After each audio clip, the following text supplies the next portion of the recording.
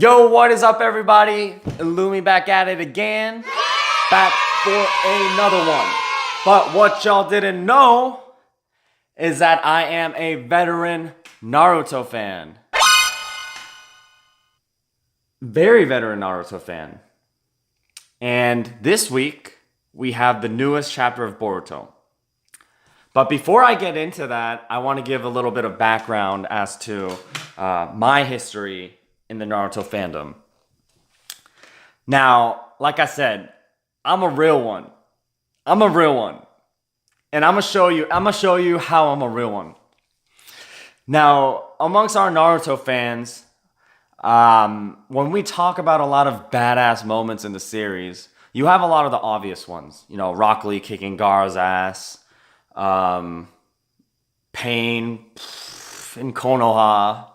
You got a lot of the obvious ones. But a lot of you OG fans, you guys know that there were a lot more badass moments in there. Like, what about that one time in the Force of Death? Remember Neji in the Force of Death? Remember when the Sound Ninjas were bullying our heroes?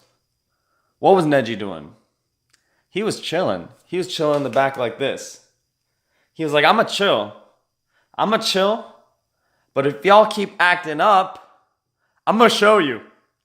How badass was that part?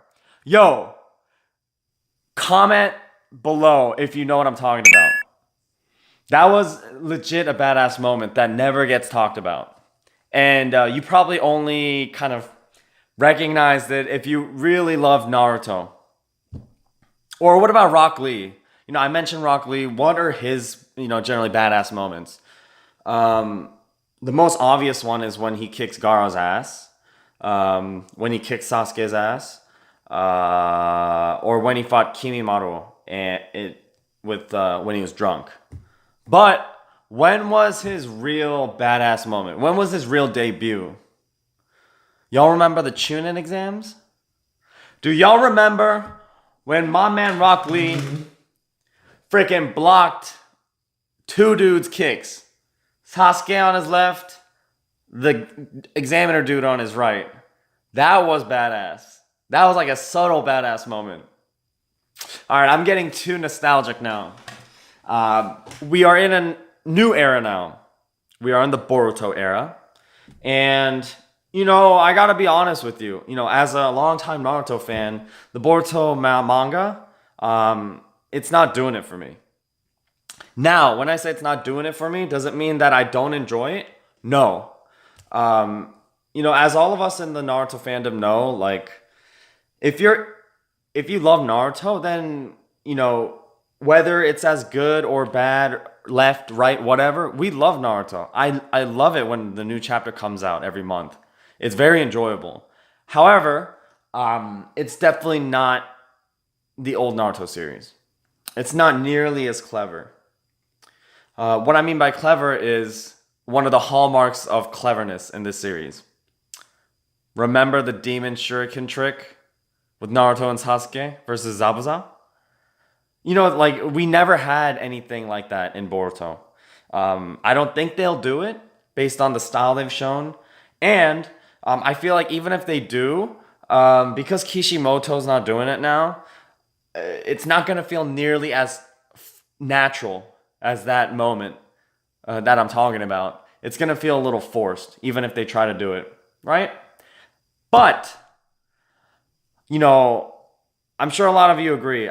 We all love Naruto, and I think what we need to accept is that Boruto is not going to be the same as Naruto. Boruto is its own series.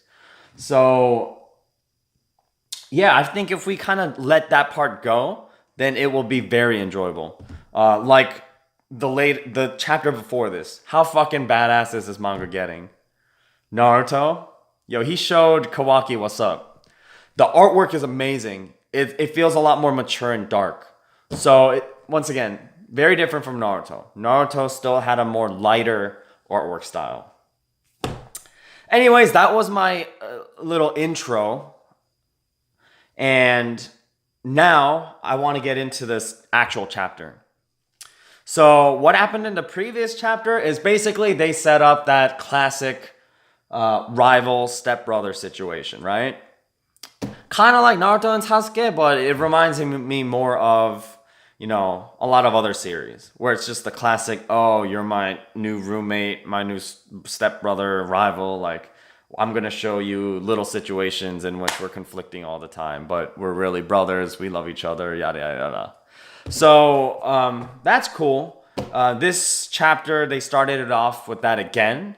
It was very slice of life, right? In the beginning, which was good. It was cool.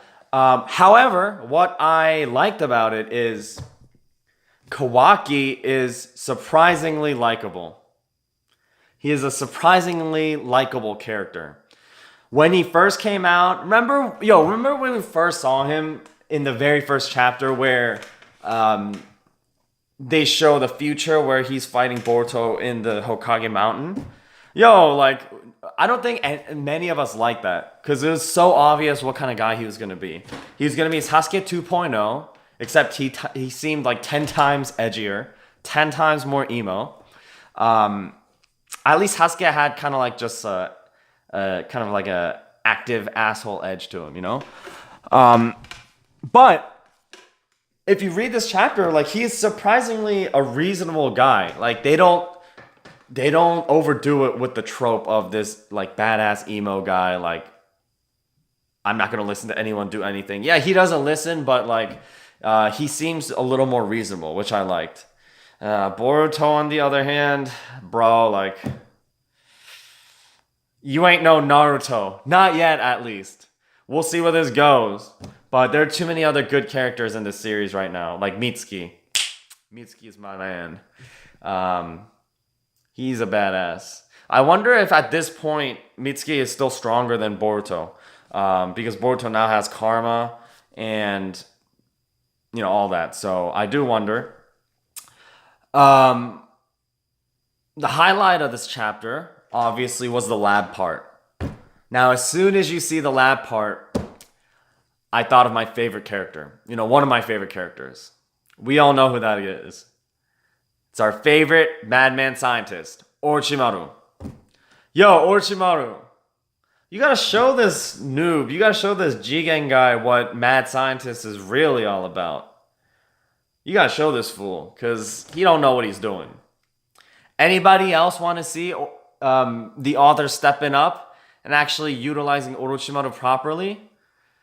Yo, who else had Orochimaru as a favorite character in part 1?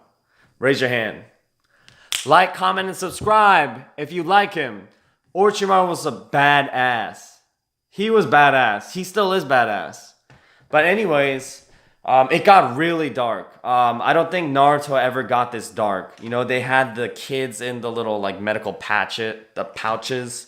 I couldn't tell what Jigen was doing. At first, I thought the scenario made it seem like he was gonna suck up their blood and life force. But it seemed like the opposite. It seemed like he was like forcing up his blood and life force into the pouch. And then, remember that scene? That scene got really dark. The kid woke up and then he was like he was, I don't know what happened, but he croaked. And yeah, I don't know where they're going with this whole karma thing. My theory is that this whole karma thing is very similar to the Jinchuriki situation in part 1, or whatever, the OG Naruto series. I feel almost like karma and everything here is maybe like a more unadulterated version of that, since it stems from the Otsutsukis. And on that note, I feel like maybe Boruto's karma is a natural version of whatever is going on. He got it from Momoshiki. His is a natural version, and I feel like Kawaki's is a more man-made version. And essentially, they're going to be toying with the whole, like, life force, chakra, whatever theme, just like in part 1. What they'll do with it specifically, who knows? It's interesting for sure. And I think what's going to happen is, Kawaki is going to keep pushing this idea of, just getting rid of karma and discovering it. And they're going to get in trouble. And I think that's going to create some storylines in the future. Yeah, overall, very enjoyable. Obviously, we all wish it was, once every week or once every 2 weeks. But I think this once a week chapter thing is not, once a month chapter thing is not bad either, because one chapter is long. So, I guess, it is what it is. I remember just being so upset back in the OG Naruto series, because even though it was one chapter a week, the chapters were so short. They were so short that it just ended way too fast. But talking about this is really making me nostalgic. I really grew up with the Naruto series. Yeah. My predictions, or kind of what I want to see in the future. Who else wants to see Mitsuki interacting with Kawaki? There are two of those kind of character tropes where they're super talented, but they're more laid back or whatever, emo. I don't know how that's going to work out. Their personalities don't clash as much as Boruto and Kawaki. So that seems interesting to me. I want to see more Orochimaru. I really hope they give him a good role in the future. But yeah, it's going to be interesting moving forward. And next chapter, I think this is going to start a mini kind of series of Kawaki going out into the world, doing little missions here and there, and kind of building upon his character. So that's going to be good. But really, for me, the characters I'm most interested in are Orochimaru, Mitsuki. Who's that guy that everybody thinks Jiraiya is? I forgot his name. Let me know. It really escapes me. But yeah, I don't know what they're doing with that. But his little mechanic frog toad thing was pretty badass. Anyways, that was great. In the end, I'm so glad that the Naruto series lives on. Hope it keeps going on. And we will wait for the next chapter in the upcoming month. It was Illumi thus far, and fellow Naruto fans, peace!